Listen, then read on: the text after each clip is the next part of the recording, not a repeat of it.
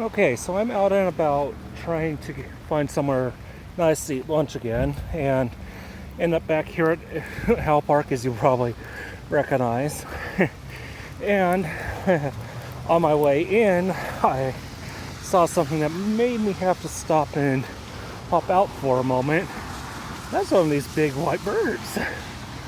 Um, See, I used to see them all the time back in university. There was like a nice little preserve area that they would all hang out at all the time, and I almost never see them around here anymore. So coming out and seeing one is honestly very impressive to me. Um, Used to um,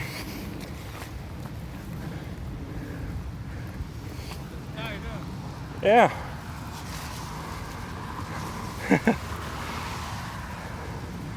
Hey, there's play next.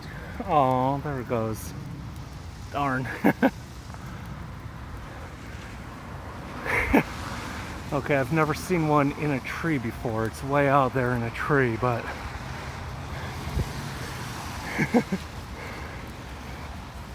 yeah, I'd see them like dozens at a time too.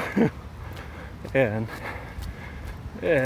down back down south, and well, even see the gray colored females, so because it's the males that have to stand out in the animal kingdom.